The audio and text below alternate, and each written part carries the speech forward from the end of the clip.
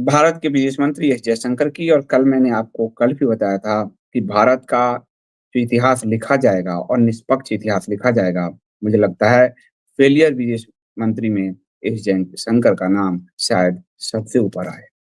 ये सबसे बड़े डिजास्टर भारत के लिए हो रहे हैं। भारत की मोदी सरकार के लिए भी ये बहुत बड़े डिजास्टर हो रहे हैं। बड़बोलेपन में कुछ बोल देना और उनके आँखों में लेज़र डालकर जो है आईटीसीएल द्वारा फैलाना, ये अलग बात है और विदेश नीति अलग है। और एक नौकरशाह कभी राजनेता नहीं बन सकता, ये एस जयशंकर से साफ पता चल रहा है। बात है कि एस जयशंकर जो है आपको होंडुरास होंडुरास के दूतावास का उद्घाटन हो रहा था और ये उद्घाटन के अवसर पर हमारे विदेश मंत्री एस जयशंकर जो है वो वहाँ मौजूद थे। एस जयशंकर ने वहाँ जो कहा वो बाद में प्रेस जो मीडिया बाइट लेती है उसमें भी ये बात साफ-साफ उनके मुँह से निकल गया। उन्होंने क्या कहा? उन्होंने कहा कि हमने युद्ध यानी हमने पाकिस्तान पर अटैक से पहले हमने पाकिस्तान को बता दिया। हमारे यहाँ से मोरारजी के समय ही ये घटना कोई प्राइम मिनिस्टर ने नहीं किया। वर्तमान में हमारे विदेश मंत्री ने भी यही काम किया और उन्होंने साफ-साफ कहा कि हमने आतंकी ढांचे को नष्ट करके जो लक्ष्य निर्धारित किए थे उसे हासिल किया। ऑपरेशन सिंदूर की शुरुआत में ही हमने पाकिस्तान को यह संदेश भेज दिया था कि हम आतंकी ढांचे पर हमला करने जा रहे हैं। हम आपकी सेना पर हमला नहीं करेंगे, इसलिए आप अलग रहिए, हम आपके आतंकी ढांचे को पर हमला करने आ रहे हैं। भारत के वायु सैनिकों को की जान को कितना खतरे में डाला एस जयशंकर ने, आप सोचिए। ये किसी और का बयान नहीं है कि कोई साजिश रची जा रही है। एस जयशंकर के इस बयान का मैं कहूँगा थोड़ा वीडियो आपको सुना दूँ ताकि आपको भरोसा हो जाए। We had sent a message to Pakistan saying we are striking at terrorist infrastructure. We are not striking at the military. So the military has an option of standing out and not interfering in this process.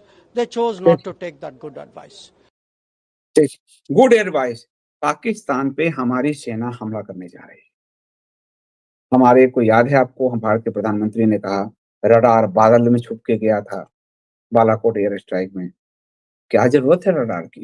यहाँ तो हमारे विदेश मंत्री बोल रहे हैं कि हमने पाकिस्तान को एक गुड एडवाइस दिया था कि हम आपके आतंकवादी ठिकानों पर हमला करने आ रहे हैं, आप थोड़ा दूर रहिए, आपकी सेना दूर रहे।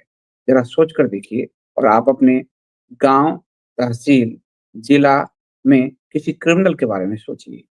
कोई क्रिमिनल है और क्रिमिनल को कहे पुलिस, हेलो हम तुमको पकड़ने आ रहा हूं, तो क्रिमिनल क्या करेगा?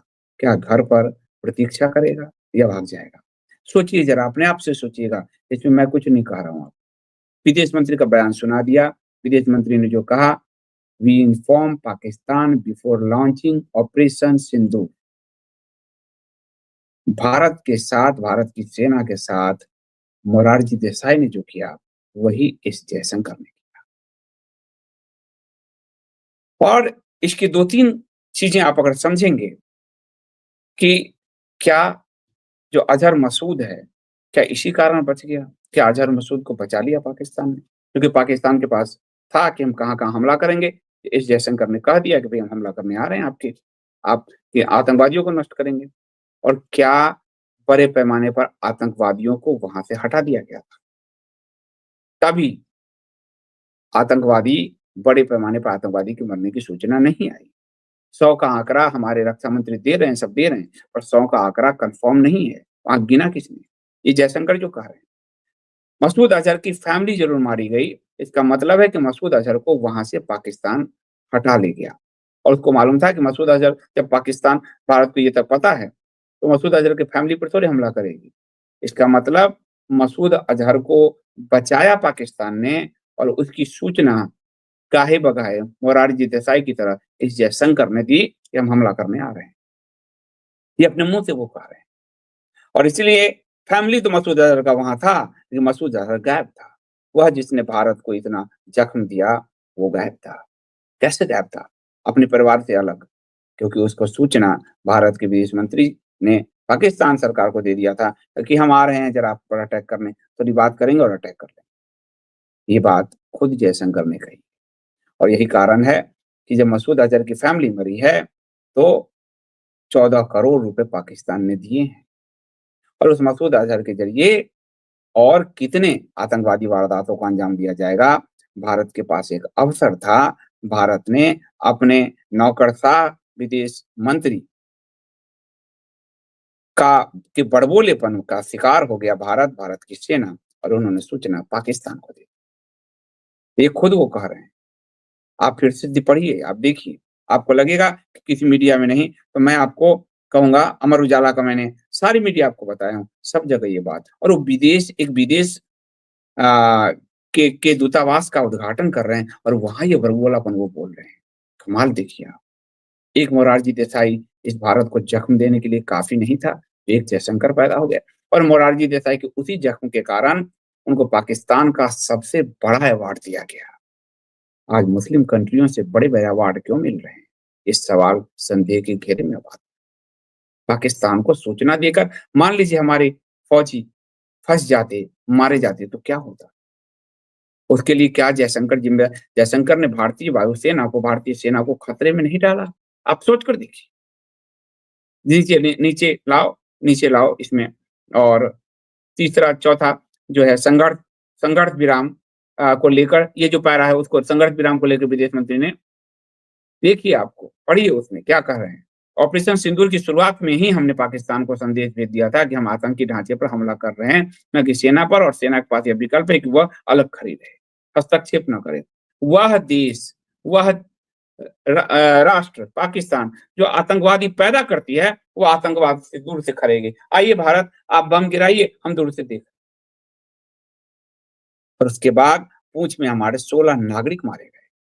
हमारे कितने सारे जवानों आप देखिए इन जवानों की मौत की ज़िम्मेदारी क्या जयशंकर लेंगे? मैं उनकी जो जवानों का बलिदान हुआ है, वीरगति को प्राप्त हुए हैं इतनी बड़ी संख्या में, इस हमले के बाद इस 3-4 दिनों में, क्या जयशंकर उन जवानों के बलिदान की ज़िम्मेदारी लेंगे? ये बड़ा सवाल है क्योंकि जयशंकर बड़बोलेपन में कह रहे हैं कि मैंने तो पाकिस्तान को सूचना देकर उस पर हमला किया था। ये देखिए जो सेना के जवान शहीद हुए। क्या ज़िम्मेदारी लेंगे? सोचिए आप। ये उसी तरह आपको नहीं लगता कि क्रिकेट का मैच फिक्स होता है, कि मियाँदाद को पता होता है कि कितना रन बनाना है। जैसे अज़हर को मालूम यहाँ था, हैंसी क्रोनियो को पता था कि इतने ही रन बनाने हैं, ये करने हैं, ये फिक्सिंग नहीं लग रहा आपको? विदेश मंत्री के इस बयान के बाद इन सेना के वीर गति प्राप्त इस सेना के जवानों की मृत्यु के लिए, बलिदान के लिए ज़िम्मेदार कौन है फिर? जब आपको मैच फिक्स ही खेलना था, तो सेना को दाँव पर क्यों लगाया? और आप देखिए, ध्यान से देखिए, आपको सोचना होगा कि जब विदेश मंत्री ने कहा, पहलगाँव वाला पाँचों का पाँचों आतंकवादी गायब है, न उनका नाम है, ना वो मारे गए या नहीं ये सूचना है। यानी उन पाँचों को पाकिस्तान ने बचा लिया जयशंकर के कहने पर। सोचिए आप, जयशंकर का बयान फिर से सुनिए आप। एक बार सुनाओ फिर से, लोगों को पता चलेगा। We had sent a message to Pakistan saying we are striking at terrorist infrastructure. We are not striking at the military. So the military has an option of standing out and not interfering in this process. They chose not to take that good advice. They chose not to take good advice. इन्होंने good advice दिया था पाकिस्तान को कि हम आतंकवादी के आपके हमला करने आ रहे हैं, आप जरा दूर रहिए। एक आतंकवादी नेशन से, ये मोरारजी से क्या कम है घातक बात? यही काम इंद्र कुमार गुजराल ने किया था राव के साथ। यही काम हामिद अंसारी जो उपराष्ट्रपति थे उन्होंने किया राव के साथ। यही मोरारजी ने किया। भारत का पॉलिटिकल क्लास किस हद तक पाकिस्तान के द्वारा कंप्रोमाइज है, आज आपको पता चल रहा है। कौन बचा? कौन पार्टी बची? आप सोचिए। मोरारजी देसाई के समय भी इन्हीं की सत्ता थी और आज भी इन्हीं की सत्ता है। सोचिए जरा। वाजपेयी ने अमेरिका की इतनी निगरानी के बावजूद परमाणु विस्फोट कर लिया। आज उस वाजपेयी की आत्मा रो रही होगी इस सरकार को देखकर। नरसिम्हा राव उस विस्फोट को करने वाले थे। अमेरिका को पता चल गया। वाजपेयी नरसिम्हा राव को अपने राजनीतिक गुरु मानते हैं। नरसिम्हा राव ने एक बात कहा वाजपेयी को कि मैं नहीं कर पाया क्योंकि अमेरिका का दबाव आ गया। खुल के बोला उनको, लेकिन आप करना। और वाजपेयी ने किया। इसी पार्टी की सरकार ने, वाजपेयी ने किया। पाकिस्तान तो छोड़िए, अमेरिका की आंखों में धूल झोंक कर किया।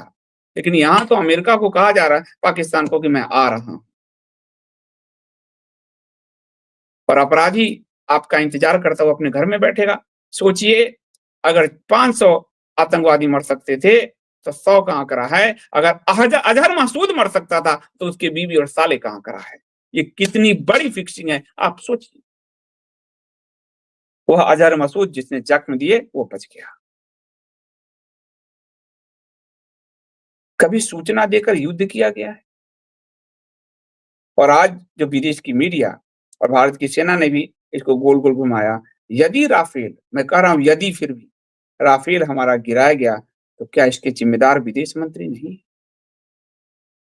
जिन्होंने पहले सूचना दे दी पाकिस्तान को, खुद उनके अपने बरबोलेपन में? ये मजाक चल रहा है। पहलगांव के 5 आतंकवादी जिंदा हैं। 5 आतंकवादी आज तक नहीं पकड़े गए। 5 आतंकवादी नहीं मारे गए। हिंदुओं के नरसंहार को भुला दिया। पूंछ में फिर 16 नागरिक मारे गए। गुरुद्वारा और मंदिर पर हमले हुए। हमारे सेना के 8 से अधिक जवानों का बलिदान हुआ।